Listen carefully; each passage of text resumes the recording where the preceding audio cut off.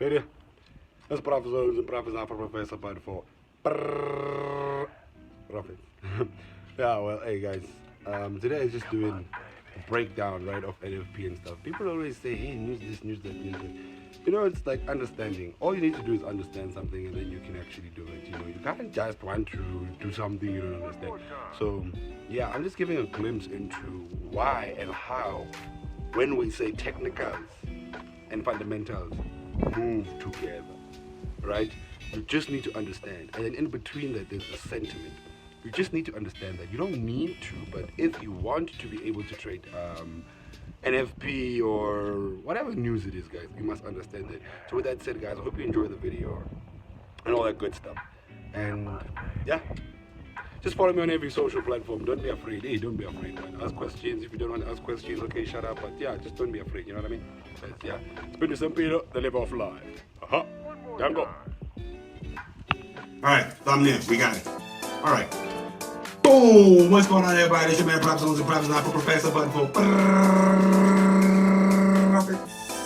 Anyway, guys, if you're new to this channel, please make sure you subscribe, like, and share if you recommend. And if you don't, it doesn't really matter because you might be back on this channel anytime soon.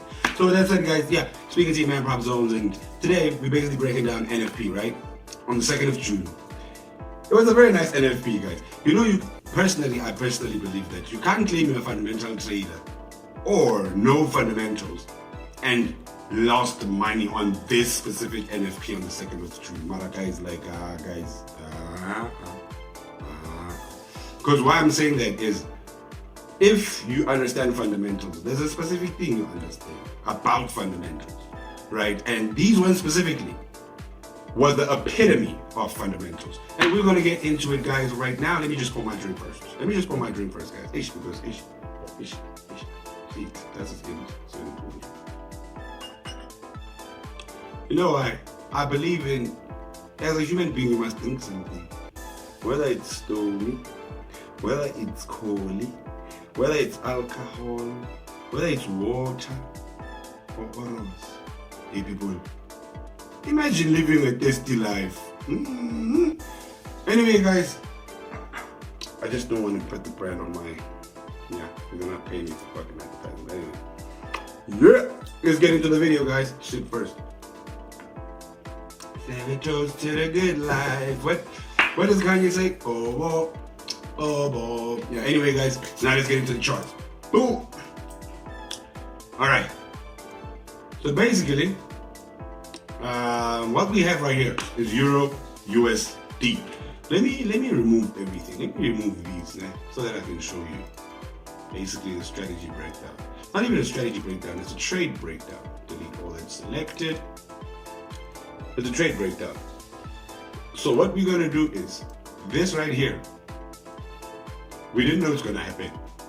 Because this was the 2nd of June, right? This was the NFP week, so we didn't know it was gonna happen. All we knew was this, sorry about that.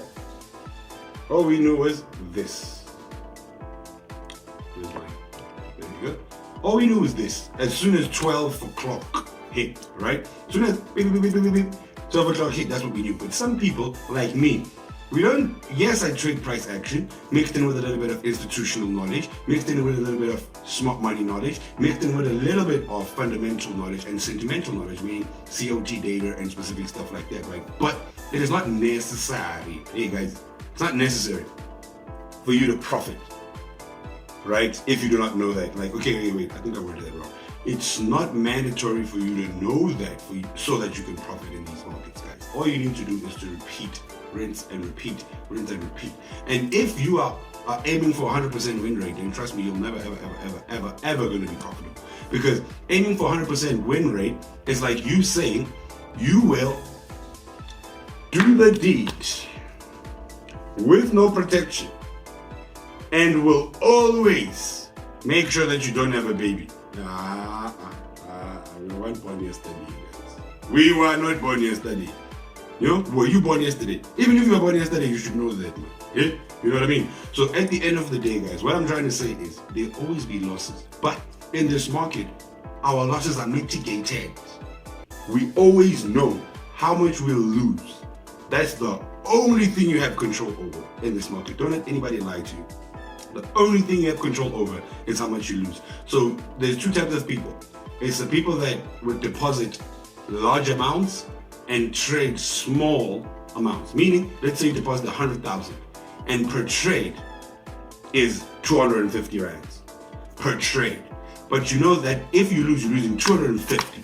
But if the trade goes well in your direction, you make 1,000 rands. That is like a 1:4, right? If I'm not mistaken. Yeah, yes, 1:4, right? So, and then there's another type of person where they would deposit small amounts to make large amounts, meaning they deposit $5, $10, $15, but they know that if everything goes well, they can well make $500, $700 if everything moves in their direction, right? But they know what we both have in common with those type of people, like, is risk, guys. Risk. That's the only thing you can control. So if you thought risk management is a scam, your mentor is teaching you risk management and it's a scam, no, you are the scam, because you don't understand that life has risk. Waking up every day and going to wherever you're going is a risk. You can die. You can be hijacked. Your car can bump you. You can get into a lot of things. So just breathing in itself is a risk.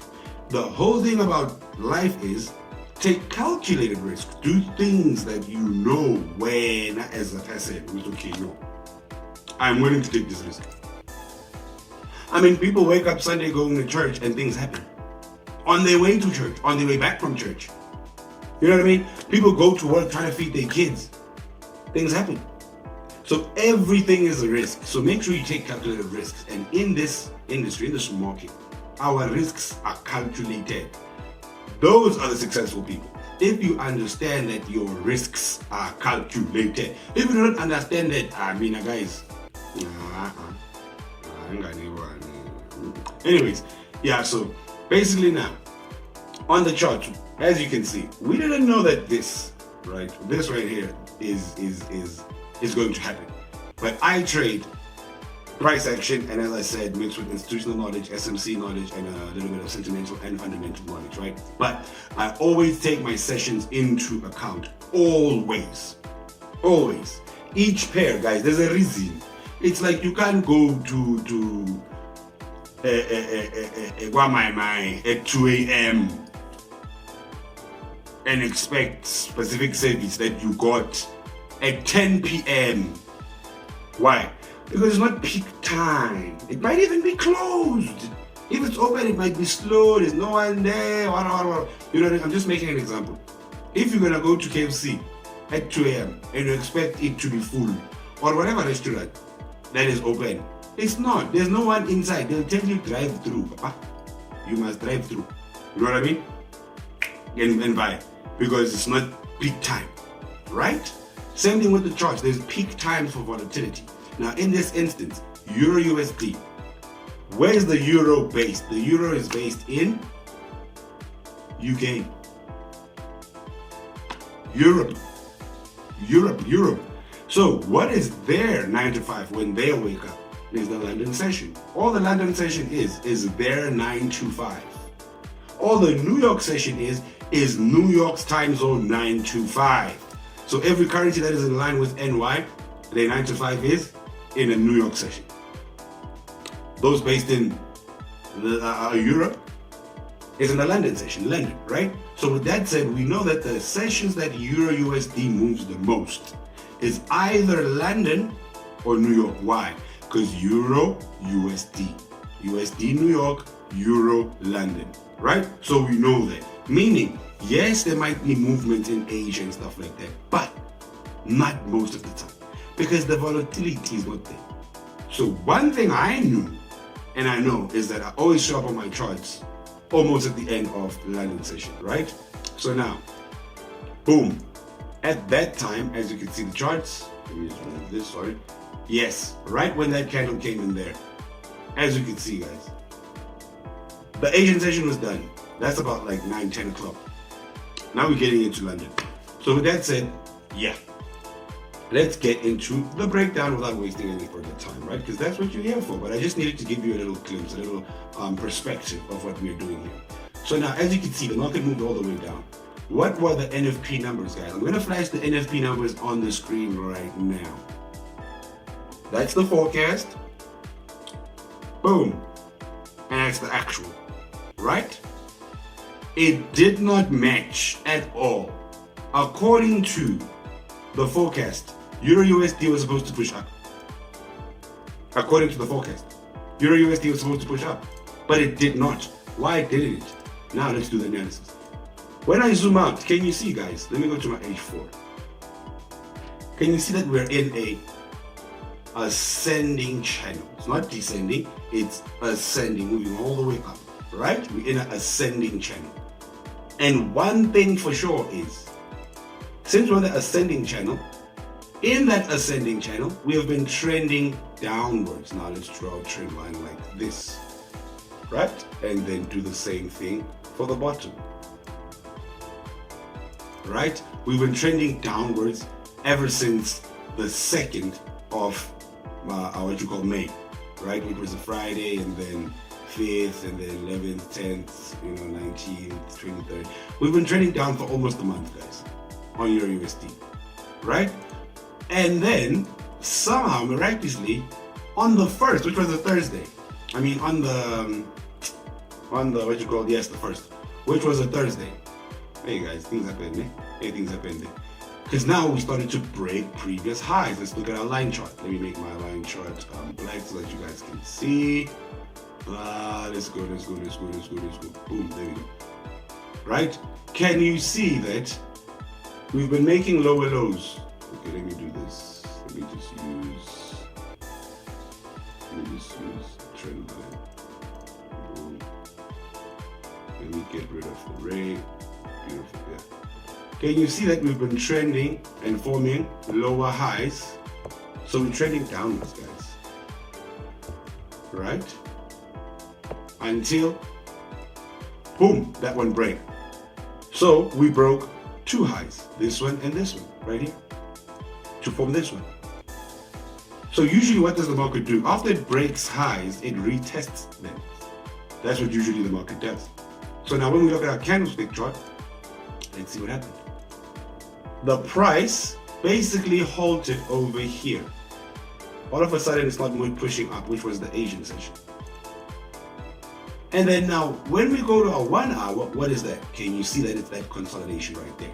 And then when we plot our line chart, what can we see, guys? We can see that this is a bullish, it's a bearish ascending triangle or a pennant. Because some people tend to view it, yeah, but it's basically the same thing, almost the same thing, not really the same thing, but almost the same thing. As you can see, we're forming higher highs.